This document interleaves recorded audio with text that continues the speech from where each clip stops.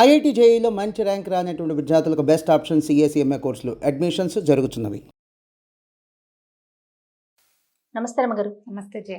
రమగారు, భార్యాభర్తలు రిలేషన్లో తప్పుల్ని ఎత్తుక్కుంటూ ఉంటారండి. వెనక్కి వెళ్ళి ఎక్కడెక్కడియో ఎప్పుడో జరిగిన విషయాల్ని ఇప్పుడు ఏదైనా ఒక చిన్న గొడవ జరిగిందనుకోండి, ఈ గొడవని ఇప్పుడు జరిగిన సిచ్యువేషన్కి కాకుండా ఇంతకుముందు ఎప్పుడో పలానా రోజు నువ్వు ఈ మాట అన్నావు, లేకుంటే మీ ఫ్యామిలీలో నన్ను ఈ మాట అన్నారు, నువ్వు సపోర్ట్ చేయలేదు. రెండు వైపుల నుంచి, భర్త వైపు నుంచి, భార్య వైపు నుంచి కూడా. అది ఎలా అవుతుందంటే గొడవ పెరిగి పెరిగి పెద్దదయ్యి తెంచుకునే వరకు కూడా వెళ్ళిపోతూ ఉంటారు. ఒకరి తప్పుని ఒకరు వేలెత్తి చూసుకుంటూ ఉంటారు. ప్రతి మనిషిలోనూ తప్పులు ఉంటాయి. కొంతవరకు అడ్జస్ట్మెంట్ ఉంటే బాగుంటుంది, అడ్జస్ట్ అయిపోయి ముందుకు వెళ్ళాలి అనే ఆలోచన తక్కువ ఉంటుంది. అడ్జస్ట్ అవుతారు కానీ ఎవరు అవుతున్నాము అనుకుంటారా? అవుతూ ఉంటారు, అవుతూనే కలిసి ఉంటూ ఉంటారు. ఏదైనా తగాదా రాగానే, మాట తేడా రాగానే మళ్ళా మొదటికి వెళ్ళి మన పెళ్ళప్పుడు మీ అమ్మ వాళ్ళు, మీ అమ్మ పెళ్ళప్పుడు మీ అమ్మ, మన పెళ్ళప్పుడు మీ అమ్మ నాన్న ఇలా చేశాడు దగ్గర నుంచి స్టార్ట్ చేసుకొస్తారు.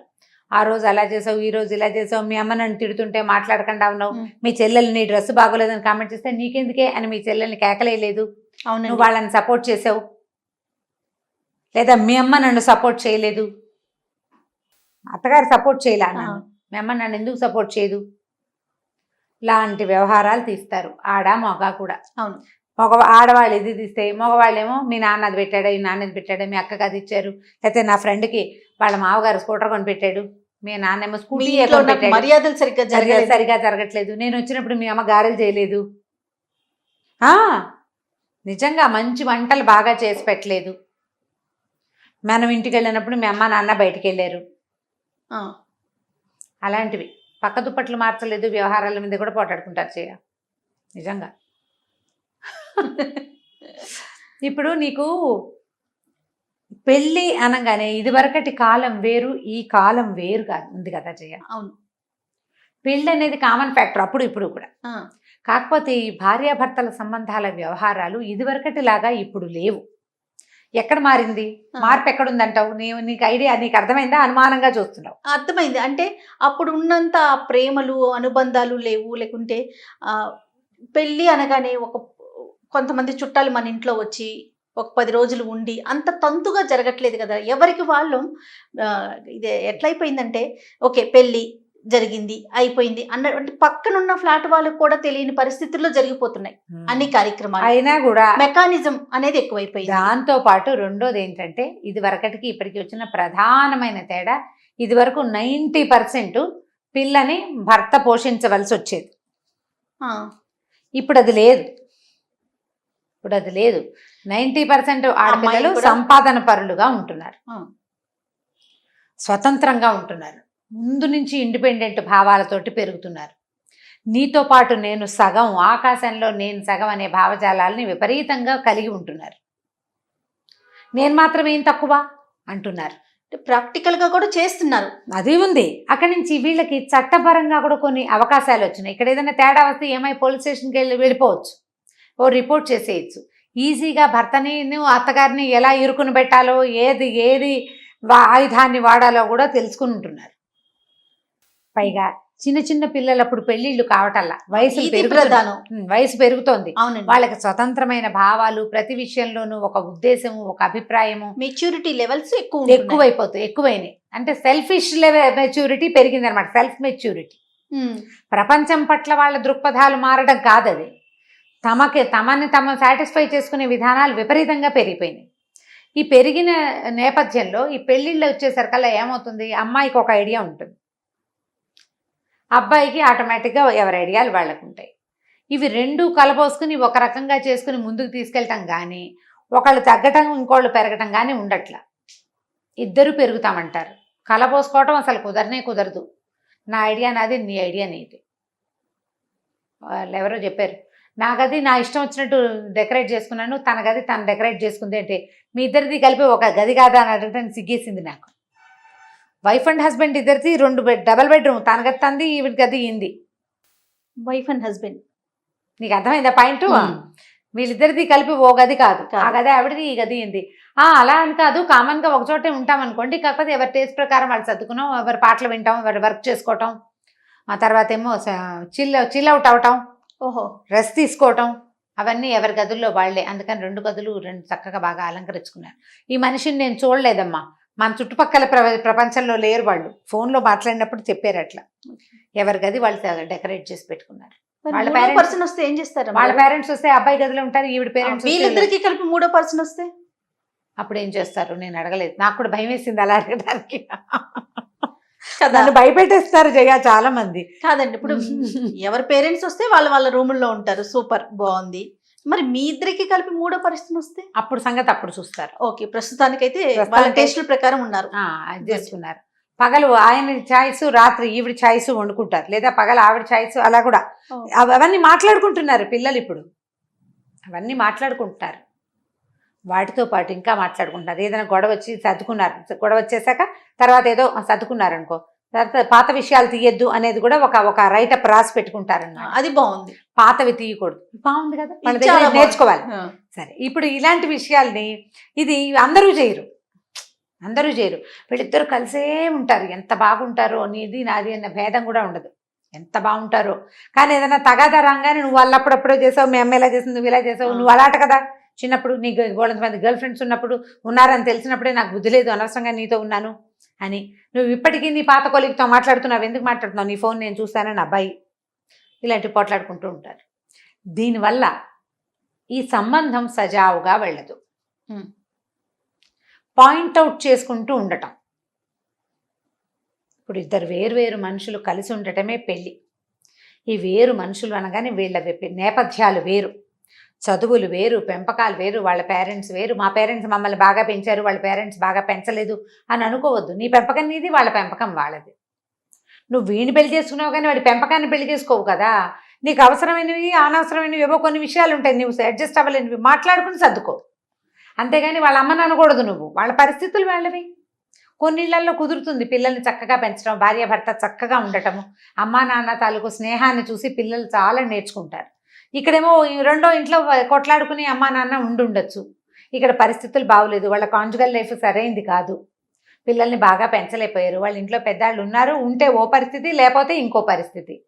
పెంపకాలు వేరే ఉంటాయి. ఇప్పుడు మనమిద్దరం కలిసి ఒక చోట చేరినప్పుడు మనలో మనం ఎలా అడ్జస్ట్ అవ్వాలి? వాళ్ళ అమ్మని వాళ్ళ నాన్నని అనకూడదమ్మా. ఈ అనడానికి ప్రతి వాళ్ళ దగ్గర ఏదో ఒక లోపాలు లేని మనుషులు ఉండరు. పరమాద్భుతంగా అనిపించే మీ అమ్మ నాన్న చాలా మందికి నచ్చకపోవచ్చు, నీకు సూపర్ బండి అంతే. నీకు మీ అమ్మ నాన్న హీరోస్, హీరోయిన్లు, అలాగే ఉంటుంది. మిగిలిన వాళ్ళకి వీళ్ళు ఓవరాక్షను, వాళ్ళ పేరెంట్స్ని పట్టించుకోండి, ఎప్పుడు పిల్లలతోటే పడి ఉన్నారనో ఏవో ఉంటాయి, నెగిటివ్గా మాటలు లేకుండా ఉండదు. అవును, మా వాళ్ళు మీ అమ్మ నాన్న నీకు ఎలా సూపర్ హీరోలుగా ఉంటారో అతనికి కూడా అంతే. ఇంత సూపర్ కాకపోతే ఎంతో కొంత వాళ్ళు ఇలాగే కనీ పెంచారు కదా పాపం. ఎవరికి వాళ్ళు గొప్ప కదండి. గొప్ప అయినా కాకపోయినా వాళ్ళకి ఓన్ థింగ్ అది, అంతే. వాళ్ళ సొంత అమ్మా నాన్న. నువ్వు ఒక హీరోయిన్ దొరికావని అమ్మా నాన్నని వదిలిపెట్టేమంటే వాడు అవతారం కాదు కదా, ఆకాశం నుంచి పడిపోలా. అవును, తల్లి నుంచి వచ్చిన వాళ్లే కదా. కాబట్టి అప్పుడు మగవాళ్ళు కూడా అంతే. ఇప్పుడు ఇది ఆడపిల్లల్ని అనకూడదు, 90% మగపిల్లలు అత్తారింటి నుంచి డబ్బులు రావాలి కానీ ఈ పిల్ల వాళ్ళ ఇంటికి వెళ్ళకూడదు, వాళ్ళు వీళ్ళ ఇంటికి రాకూడదు. మీ అమ్మ నాన్నతో మాట్లాడడానికి మా అమ్మకి నచ్చదు కాబట్టి మీ అమ్మ నాన్నతో మాట్లాడకూడదు అనేవాళ్ళు నాదు ఒక పాయి పట్టుకుంటే ఎన్ని వెంట్రుకలు ఉంటాయి అంతమంది ఉంటారు. ఏంటి రమ్మగారు, భార్యాభర్తల మధ్య ఉన్న గొడవలకి భార్య తాలూకు ఎవరైనా చనిపోతే కూడా వెళ్ళని అల్లుళ్ళు ఎంత మంది, అలానే కోడళ్ళకి మరి బహుశా అది సాధ్యం కాకపోవచ్చు. వాళ్ళకి కొంత ఉంది, వాళ్ళకి చేస్తారు కొంత పరిమితి ఉంటుంది. కానీ మగవారైతే ఎంత మంది ఉంటారో, ఎంత దౌష్ట్యమో. కనీసం మనిషి చనిపోయినా కూడా మీరు వెళ్ళలేనంత, అంత పగలా, అంత బాగా. మళ్ళీ ఈ అమ్మాయి ఉండాలి, వీళ్ళు సజావుగానే వెళ్తూ ఉంటారు. అంటే నా వైఫ్కి నేను అన్యాయం చేయను. ఇప్పుడు వైఫ్కి అన్యాయం చేయకపోవటం అంటే ఆమె భావాలని గౌరవించటం అనే పాయింట్ అర్థం చేసుకోలేదు. పుట్టింటికి వెళ్ళిపోయి ఉండాలని ఉంటుంది పాపం 10 రోజులు. అస్సలు పుట్టింటి మొహం చూడని వాళ్ళని నేను వాళ్ళ కథలకు డజన్లు విన్నాను జయ, డజన్లు ఈ సంవత్సరంలో. లాస్ట్ అక్టోబర్ నుంచి ఇప్పటిదాకా ఇలాంటి కొన్ని టాపిక్స్ చేస్తా ఉంటారు అమ్మగారు. కింద కామెంట్స్ నేను చూస్తున్నాను, ఇప్పటికీ ఇలా ఉన్నారా, మీరే రేస్ చేస్తున్నారు, లేనిపోయి క్రియేట్ చేస్తున్నారు అన్నట్లుగా కొన్ని కామెంట్స్ ఒకళ్ళు పెడతారు, ఒకరో ఇద్దరు. వాళ్ళకి తెలియదు, ప్రపంచం తెలియదని అర్థం వాళ్ళకి. ఇప్పుడు ఒక మోటివేషనల్ స్పీకర్ గా ఉన్నారు మీరు, ఎంతో మంది మీకు పర్సనల్ గా కాల్ చేసి వాళ్ళ సమస్యలు చెప్పుకొని సొల్యూషన్ తీసుకుంటున్నారు మీ దగ్గర నుంచి. మీరు ఎన్ని విన్నారు ఇలాంటి ఇష్యూలు? అవును, కదండి, నేను ఎక్కువ ప్రత్యక్షంగా వింటున్నారు కదా ఇంకా మీరు. అదే నేను చెప్తాను కదా, నేను ఈ కాస్త టైంలోనే నేను వారానికి ఒక్క ఫోన్ కాల్కే ఆ, ఇన్ని కేసులు వింటుంటే నేను చూడండి. అసలు ఎక్కువగా మోటివేషనల్ స్పీకర్స్ చాలా మంది ఫ్యామిలీ కౌన్సిలర్ అయితే అవును. వందల్లో వింటారు. ప్రొఫెషనల్ గా ఉన్న వాళ్ళైతే ఇంకా ఆ, అసలు వందలు. చెప్పక్కర్లేదు. నేనే డజన్లలో విన్నాను. చూడండి. పుట్టింళ్ళకి వెళ్ళనివ్వరు, అక్క చెల్లెళ్ళతోటి మాట్లాడనివ్వరు, పాత ఫ్రెండ్స్ని కలవకూడదు, ఆ, అలాంటి వాళ్ళు ఉన్నారు. అది ఉంది, అది లేదంటానికి వీల్లేదు. అక్కడి నుంచి పెళ్ళిళ్ళు చేసుకునేటప్పుడు ఏదో ప్లాన్డ్గా పెళ్లి చేసుకోవటం. అంటే ఎట్లా అండి? ఉద్యోగస్తురాలైన అమ్మాయి కావాలి, ఆ, ఆ ఉద్యోగం ఉన్న అమ్మాయిని చూసి పెళ్లి చేసుకోవటం అంతే. ఇక అమ్మాయి ఉద్యోగం అంటారు, ఎటువంటి పరిస్థితుల్లో వాళ్ళు సపోర్ట్ చేయరు, ఈ పిల్ల ఉద్యోగం మానకూడదు, వాళ్ళు సపోర్ట్ చేయరు. ఎన్ని హింసలు పడతారో జయ ఇలాగా కుటుంబాల్లో. అవును.